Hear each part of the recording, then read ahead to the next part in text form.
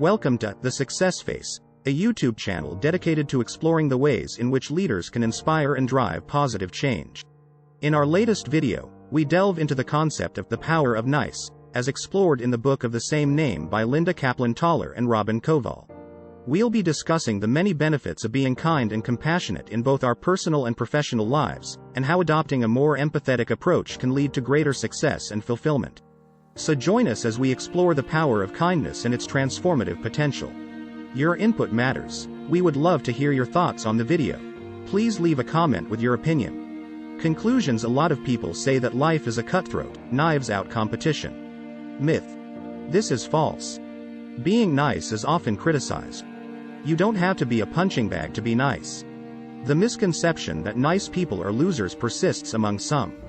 They have won. Your life will quickly get better if you treat others with kindness. You feel better about yourself and become happier. It is not hard to be nice to others. Smiling, being thoughtful and considerate, and treating others with the courtesy and respect they deserve are all you need to do. Empathy is the best way to be kind to other people. Never bluff. People will sense that your kindness, and you, are false if it is not innate. It is preferable to compete with other people than to cooperate with them. The best route to success include yes rather than no in every thought, word, and action. Frank works as a security guard in a prominent advertising company's Manhattan office building. Frank, a middle-aged, large man, is always friendly and outgoing. He always greets everyone who enters the building with a friendly hello and a big smile. A potential client, the president of a large bank in Minneapolis, entered the premises one day. He had an appointment to talk about whether or not he would choose the company to handle the lucrative advertising account of his bank. The owners of the agency had spent months trying to win over the bank, but it was unclear which company the bank president would choose because there were several top agencies competing. Being nice today is so unexpected that it becomes a news story. Jay Leno, host of the American television show, as is his custom, Frank warmly greeted the president and his staff. The bankers, who were originally from the Midwest, were concerned that New Yorkers, known for their ferocity, would treat them poorly. Frank dispelled their anxieties. When the president and his team met with the agency's principals, he immediately informed them that they had won the bank's business without having a conversation. "How could I not want to collaborate with a business that employs Frank?" he stated. It's clear that being nice pays off big. We have repeatedly witnessed the extraordinary power of kindness in our personal and business relationships. In both business and life, the general consensus is that social Darwinism rules. As a result, life is a brutal, zero-sum battle. Someone else loses if you win. That is untrue. To advance, you do not require machine guns or flamethrowers. Flowers and candy are alternatives. Sadly, many individuals don't know that being decent can assist them with accomplishing their objectives. In fact, being nice has a significant negative impact on public image. People in business often think being nice means being lazy. Leo DeRocher, the fiery manager of the Brooklyn Dodgers, put it best: the nice people are last. This is commonly referred to as dogma. But is it accurate? Examine the facts. Nice is luckier in love. University of Toronto researchers confirm that people who are friendly and congenial have a 50% lower rate of divorce. According to research conducted by psychologist Daniel Goleman, service climate, which refers to a company's employees' level of friendliness and helpfulness, increases revenues by 1% for every 2% increase in nice. According to a University of Michigan study, older Americans who volunteer to assist others and are good neighbors have a 60% lower risk of dying young. Nice spends less time in court. Compared to doctors who have been sued multiple times, doctors who have never been sued spend 3 minutes more time with each patient. The power of being nice is not about running around smiling maniacally and doing everyone's bidding while calculating what you will get in return. The nice guys come in first. Good things happen when you treat others with kindness. You will be able to enter new doors. You will get along with your coworkers, family, and friends much better. In addition, you'll be much happier. You will sleep even better. Who can say? Perhaps you can finally put an end to those time-consuming and costly therapy sessions. Being rude has no effect. The right thing to do is to be nice. Take into consideration these 6 tenets of the power of nice. Positive impressions are like seeds.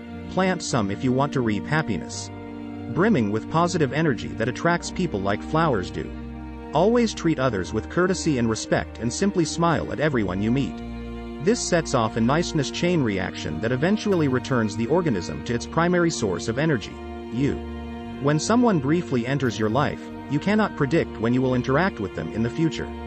The stranger you are nice to today might eventually give you a job, sell you a house, or see you in the hospital as a doctor. People change. Why go out of your way to show consideration to a lower-class person if it isn't the right thing to do? One reason is that the so-called little people you get to know today might one day hold positions of authority and power. In 6 months or 6 years, who might suddenly become important to you? No matter who they are now, treat each person the same, with courtesy and concern. Tomorrow, they might play very different roles. 3 businesses were competing for the same lucrative corporate contract. Nice must be automatic. Despite the company's excellent presentation, the client abruptly left one. Why? The representative of that company met her when she arrived at the airport but did not offer to assist her with her luggage. She was offended by this rudeness, so she quickly decided that she didn't want to work with such people. Although he was aware that he was picking up a crucial client, the man did not automatically extend his hand. Negative impressions are like germs. It doesn't work to be nice to people who want something from you while treating others with contempt. You will miss out on a great opportunity if you take clients to lunch and behave well while speaking rudely to the waitress. How you treat people you think are insignificant says a lot about you. You will know. You might be able to temporarily fool other people about yourself and give the impression that you are kind and thoughtful. However, if you are not, you cannot fool yourself. This negative self-knowledge will eventually surface and impede you, typically at the most inopportune times. Begin by being pleasant inside. Could you please give me your priceless trade secrets? A virtual unknown by the name of Doug Henning called Tony Hassini, an established magician, and asked him to lend him the blueprints for his illusions. Henning revealed to Hassini that he was working on a Broadway musical about magic that would forever alter the public's perception of magicians. He said he would use the blueprints to show Hassini's illusions, but Henning would be the focus, not Hassini, who thought the blueprints were worthless. He was initially reluctant to lend them. However, after a few conversations, he made the decision to disclose his business secrets. We are taught that taking as much as you can for yourself is the best way to succeed in life. Henning's show was a tremendous hit and ran on Broadway for over 4 years. Hassini benefited from Henning's assistance in securing contracts previously unavailable to him and shared his profits with him.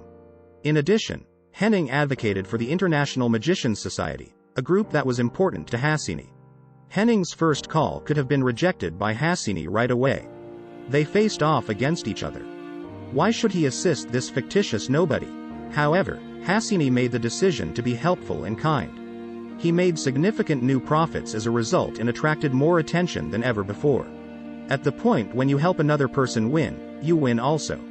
It's fine to have an MBA from Harvard or Wharton, but there are times when a fancy degree just can't match a simple glass of ice-cold lemonade, says the author. Making others feel better about themselves is one way to help yourself and others. You can do this by giving them a compliment, saying thank you, smiling broadly, or even something sweet. Warren Buffett, a well-known investor, enjoys nothing more than a cherry Coke. An interviewer who was aware of this made sure to have some soda ready for him when they met. "I'll tell you anything you want to know because you just brought me a cherry Coke," Buffett said after taking a sip. She received a tremendous benefit from the interviewer's modest act, which only set her back about $1.